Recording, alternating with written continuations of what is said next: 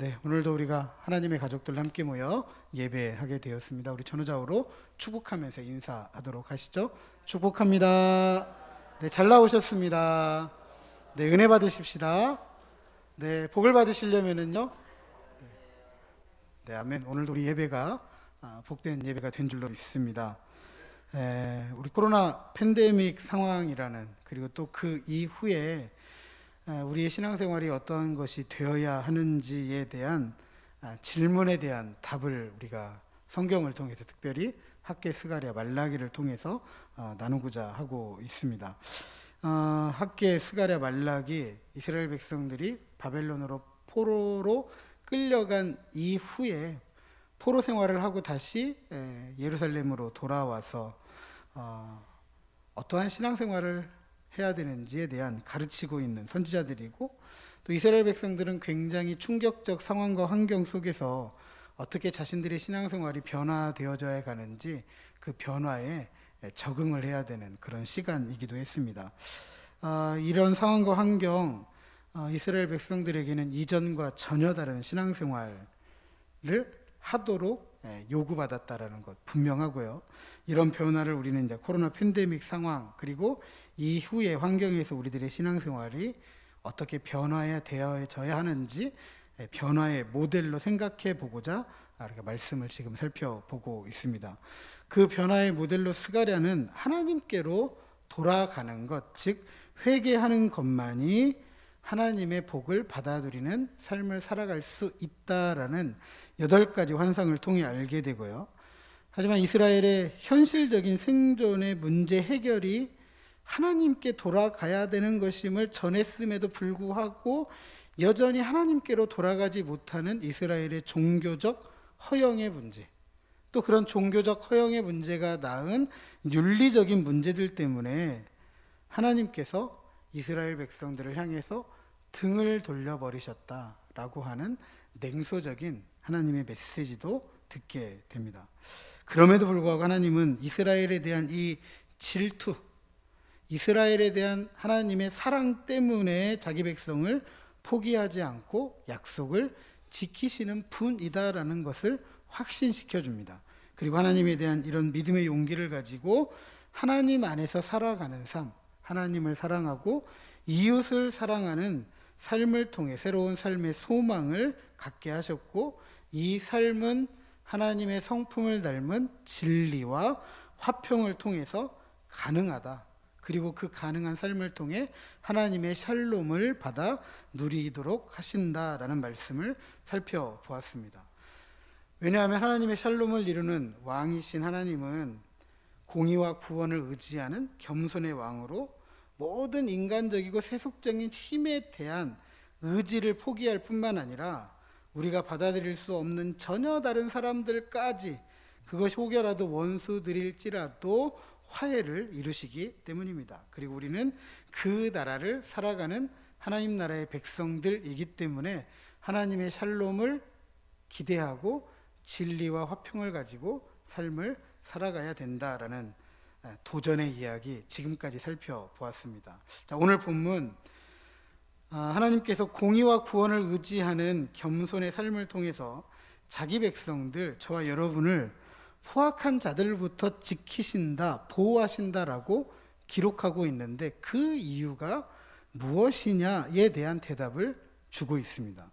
스가랴 1장 14절에 내가 말하는 천사가 내게 이르되 너희는 외쳐 이르기를 만군의 여호와의 말씀에 내가 예루살렘을 위하여 시온을 위하여 크게 질투한다 라고 하였고, 8장 2절에 보면 만군의 여호와가 이같이 말하노라 내가 시온을 위하여 크게 질투하며 그를 위하여 크게 분노함으로 질투한다라고 했던 것처럼, 하나님께서 이스라엘을 지키시고 보호하시는 이유는 하나님께서 질투하시기 때문에 마음에 뜨거운 불이 붙는 듯한 이런 마음으로 자기 백성 이스라엘을 사랑하시기 때문에 지키시고 보호하신다라고 이미 밝히셨습니다. 그런데 오늘 본문은 이런 이야기죠. 그 하나님의 질투, 자기 백성을 그토록 사랑하시는 하나님의 그 질투의 이유가 무엇이냐라는 거예요. 왜 그렇게까지 자기 백성을 사랑하시느냐. 그 대답이 아주 간단하게 우리에게 주어져 있습니다. 오늘 보면 11절 상반절에 보면 이렇게 기록하고 있습니다. 또 너로 말할진대 네 언약의 피로 말미암아, 네 언약의 피로 말미암아라고 했습니다. 질투의 이유가 무엇이냐? 네 언약의 피 때문이다라고 가르치는 것입니다. 조금 표현을 바꾸어 보겠습니다. 저를 한번 따라서 하시죠. 피로 맺은 언약 때문에. 한 번 더 하시죠. 피로 맺은 언약 때문에. 네. 피로 맺은 언약 때문에 내가 내 백성을 질투한다. 내가 내 백성을 사랑한다. 그래서 내가 내 백성 이스라엘을 지킨다, 보호한다 라고 이야기하시는 겁니다. 이 피로 맺은 언약 때문에 11절 하반절에 보면 물 없는 구덩이, 즉 죽음의 땅에서 갇힌 자들을 놓아 주었을 뿐만 아니라 12절에 보니까 갇혀 있으나 소망을 품게 하였다고 하였습니다. 그래서 요새로 돌아와라, 즉 예루살렘으로 궁극적으로 여호와께로 돌아오라라고 하였던 것이죠. 뿐만 아니라 갑절이나 갚아준다, 즉 삶의 회복을 약속해 주고 있습니다. 이 모든 약속의 본질적인 이유가 뭐냐? 피로 맺은 언약 때문이다라는 사실입니다. 보통 저희들은 언약 하면 약속을 많이 떠올립니다. 약속을. 그리고 약속이라고 바꾸어서 종종 표현해요. 저도 참 언약이라는 표현을 설명하기가 참 어렵기 때문에 저도 약속이라는 말을 종종 쓰긴 하지만, 그러다 보니까 언약하면 약속하고 약속하면 언약이 그냥 종종 이렇게 바꾸어 쓰일 때가 있습니다. 앞서 말씀드렸지만 언약을 잘 설명하기가 어렵기 때문에 그래도 비슷한 의미를 가지고 있는 단어를 차용해서 쓴 것이죠. 하지만 성경에서 말하는 언약은 우리가 지금 관념적으로 또는 실제적으로 사용하는 이 약속이라는 단어와는 굉장한 차이가 있습니다. 다시 말해서 언약이라는 단어를 약속으로 쉽게 생각하고 이해하면 안 되는 이유가 있다라는 이야기죠. 자, 언약이라는 단어 앞에 붙은 피라는 단어가 굉장히 이 단어의 특별함을 설명해 줍니다. 우리가 약속할 때 피로 약속하지는 않잖아요. 그죠? 그죠? 약속할 때 피로 약속하지는 않잖아요. 하지만 언약할 때는 피라는 단어를 함께 씁니다. 그리고 피라는 단어를 쓰지 않더라도 언약이라는 이 단어 안에는 자연스럽게 피라는 의미가 섞여 있어요. 성경에 보니까 피는 곧 생명이라고 했습니다. 그러니까 언약하고 생명과 언약은 같이 다녀요. 근데 여러분, 약속과 생명이 같이 다니나요?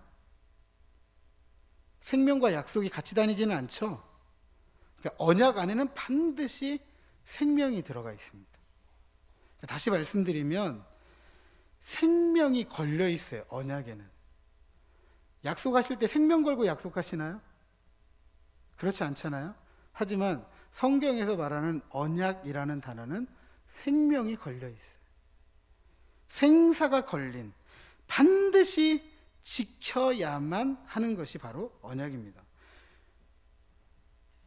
앞서 말씀드렸지만 우리가 생각하고 사용하는 약속은 생명 걸지 않습니다. 생사를 거는 약속은 거의 없습니다.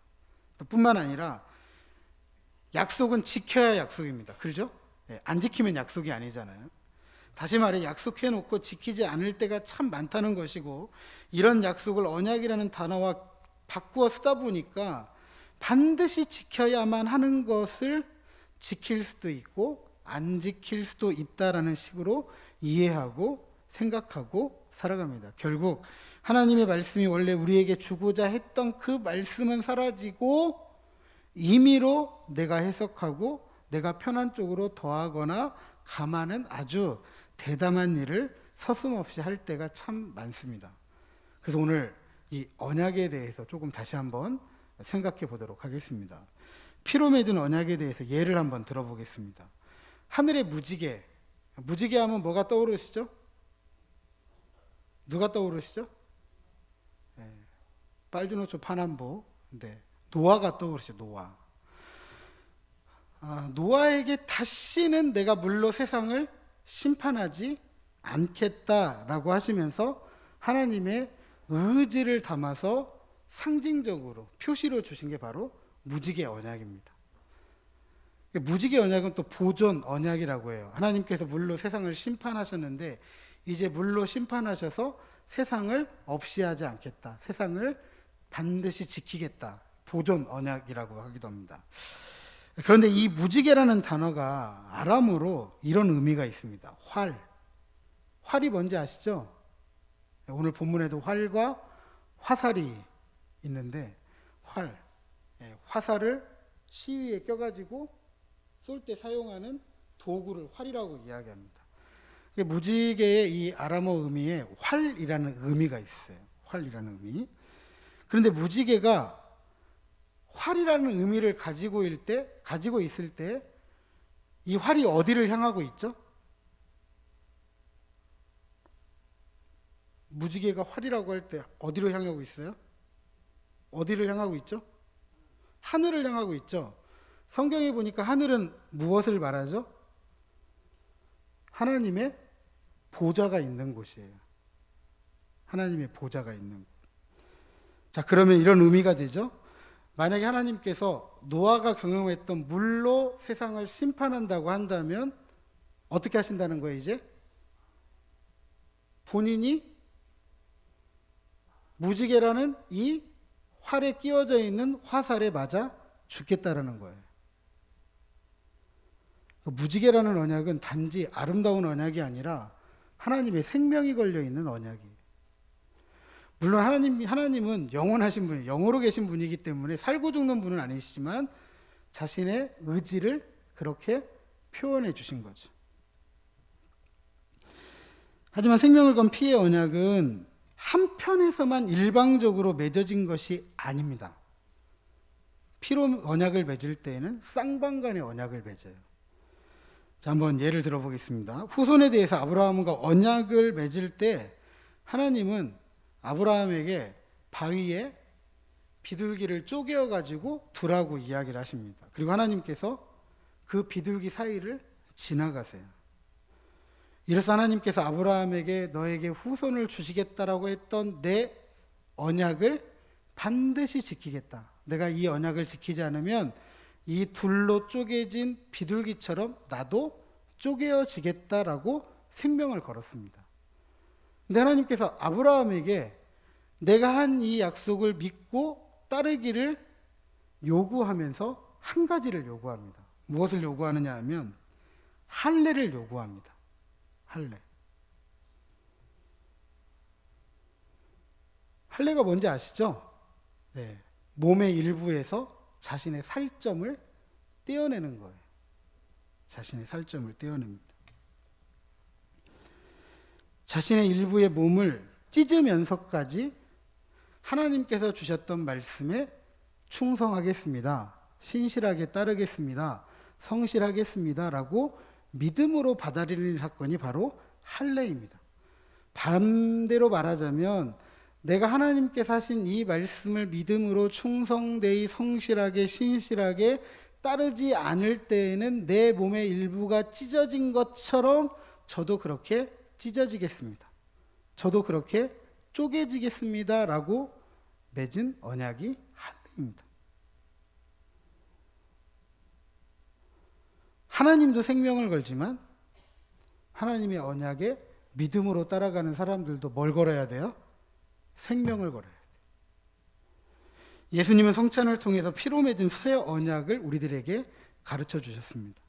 우리가 성찬을 할 때 우리의 죄를 대속하신 예수님의 죽음을 기념합니다. 그런데 그 이상으로 그 언약에 신실하지 못할 경우에 예수님께서 몸이 찢기시고 그 피를 다 흘리신 것처럼 우리의 몸이 찢겨지고 피를 흘려도 좋습니다 라고 하는 생명을 건 충성의 고백이 담겨져 있는 것이 성찬이에요.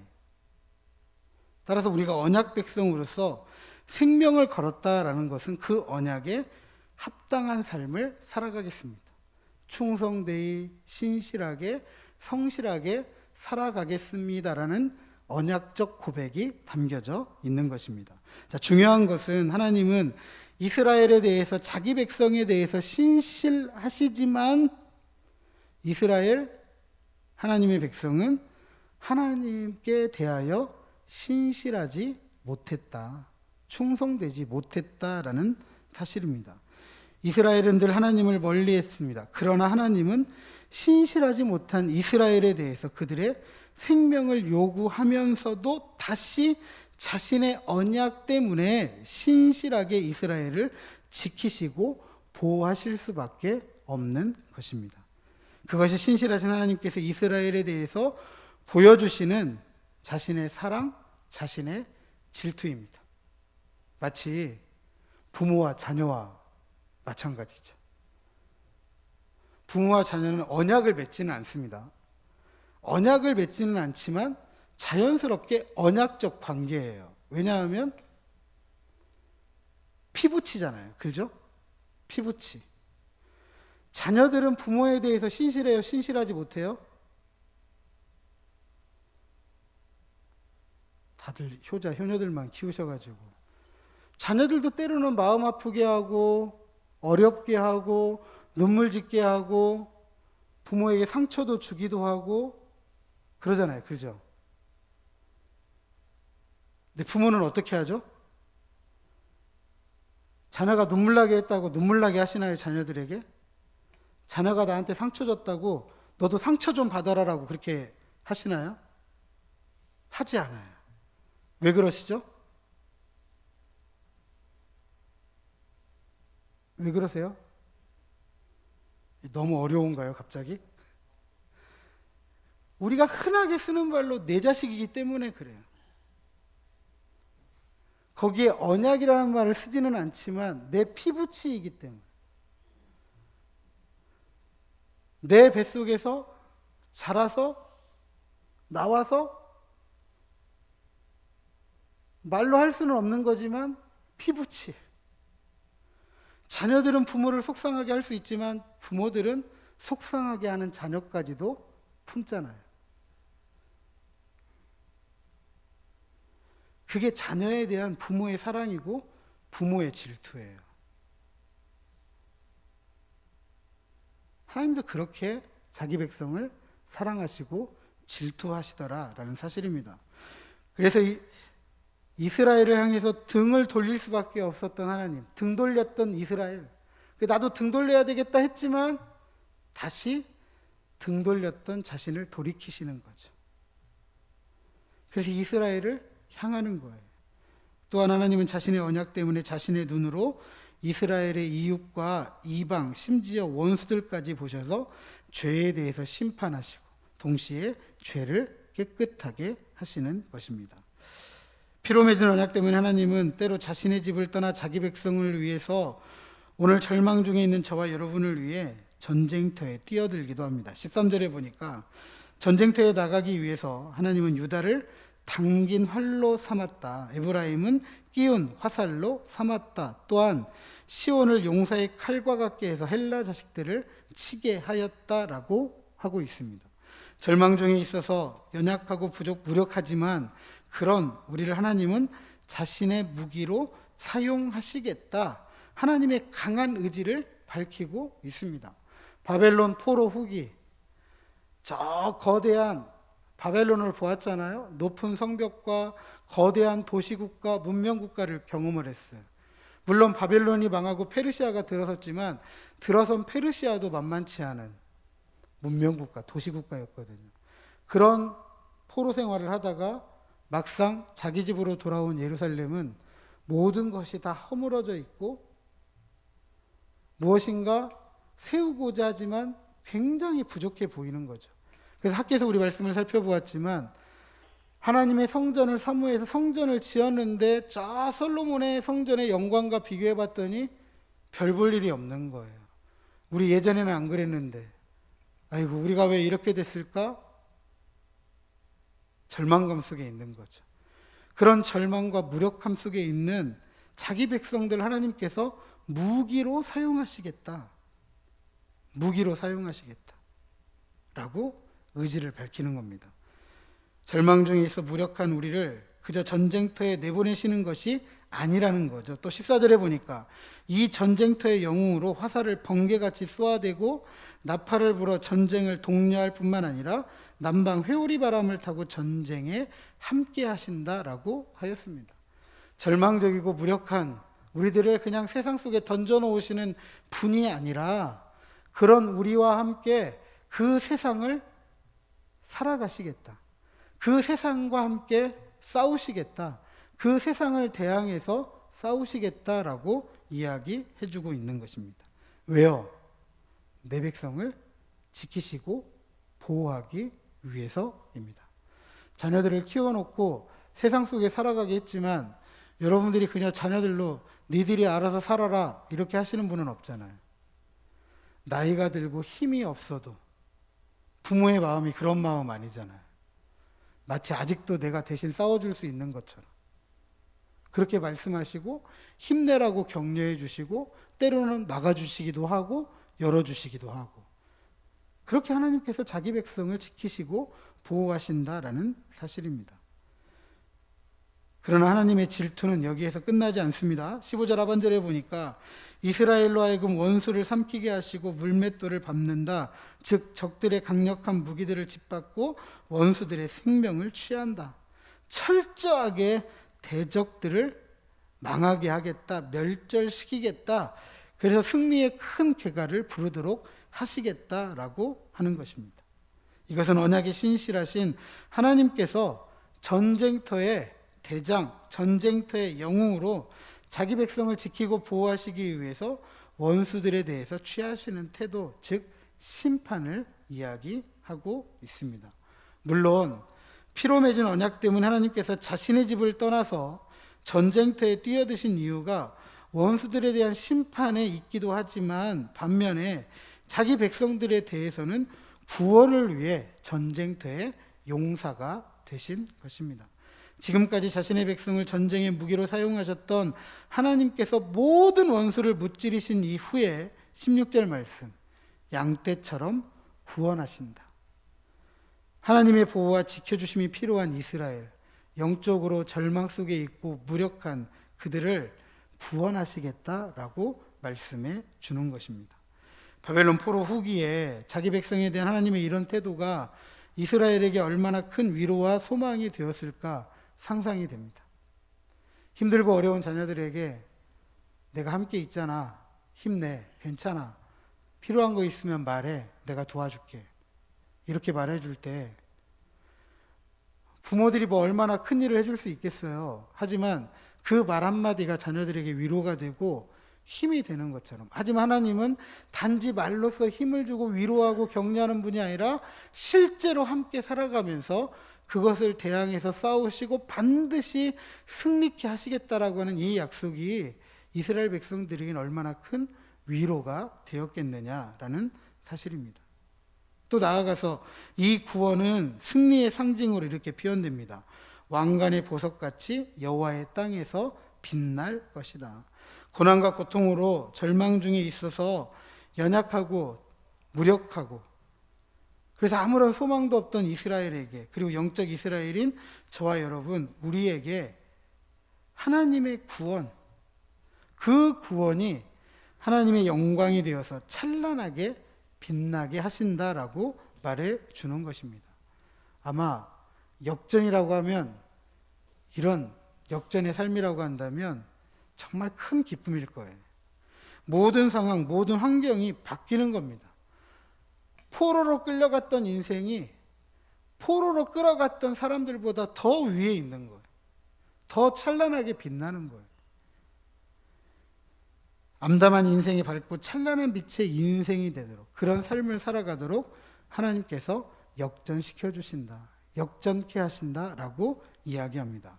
사랑하는 성도 여러분, 코로나 팬데믹 상황에서 교회는, 성도 개인은 참 보잘것없는 것처럼 보입니다.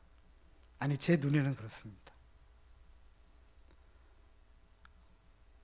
지나가는 모든 상황 속에서 교회가 하는 이야기, 성도가 하는 이야기는 거의 들리지 않는 것 같아요. 일단 살아야 되잖아요. 그게 지금 우리들의 현실적인 목표이잖아요.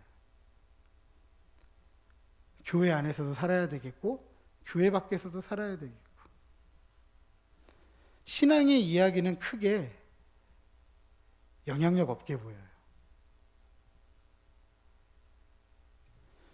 행정도 그렇고 보건도 그렇고 언론도 그렇고 사회도 그렇고 시민들도 그렇습니다. 교회와 성도로 살아가는 것 마치 동네 북과 같아요. 그냥 여기서 때리면 한 대 맞고 저기서 때리면 한 대 맞고 모든 것이 어렵습니다. 언젠가 한 목사님의 이야기가 떠오릅니다. 사회적 거리단계가 자꾸 올라가고 뭔가 변화가 생기니까 어떻게 해야 되느냐고 몇 번이고 그런 말씀을 하시더라고요. 모든 환경이 혼란스럽습니다. 내놓을 만한 것도 없습니다. 한 11월 달 정도 되면 집단 면역 갖추어서 일상으로 돌아가지 않을까 기대감, 희망이 있었는데 백신 민족주의, 백신을 생산해야 되는 국가들이 자국민 먼저 백신을 사용하겠다. 저희 나라도 지금 미국에서 수입하기로 했던 백신이 들어올지 안 들어올지 참 많은 걱정을 하고 있고, 오늘 아침 뉴스에는 이렇게까지 표현을 하더라고요. 방역은 모범국 선진국이었는데 백신은 후진국이 되었다. 이런 표현까지 써가면서 참 암담한 이야기를 하더라고요. 쥔 것도 없잖아요. 가진 것도 없잖아요. 이런 상황에서. 네. 마치 이 수치와 패배의 상징인 십자가의 길을 걸어가셨던 것처럼 우리도 그런 무거운 발걸음을 지금 떼고 있지는 않은가, 한 걸음 한 걸음 딛고 있지는 않은가, 그런 생각을 하게 됩니다. 그러나 이 길의 끝이 죽음을 넘은 부활의 승리 때문에 죄에서 자유케 하시는 그 십자가의 예수님이 복음, 기쁜 소식이 되었던 것처럼 우리의 삶은 피로 맺은 언약 때문에 확실하게 변한다 라는 것을 굳게 믿는 저와 여러분 되시기를 주님의 이름으로 축복합니다. 지금은 동네 북일지는 모르겠어요. 하지만 복된 소식을 알리는 북이 될 것입니다. 보잘것없는 인생에서 보잘것 있는 인생을 살아가게 될 것이고요. 내놓을 것 없는 인생에서 내놓을 것 있는 인생이 될 것입니다. 소망과 희망을 말하기 어려운 상황을 살아가고 있지만 소망과 희망을 크게 외칠 수 있는 믿음의 사람이 될 것이고, 쥔 것 없는 인생이 하나님을 손에 잡고 오늘도 승리의 길을 걸어갈 수 있습니다. 바로 그것이 역전의 삶입니다. 그래서 17절은 역전의 삶을 이렇게 기록합니다. 같이 한번 읽어볼까요? 17절입니다. 시작.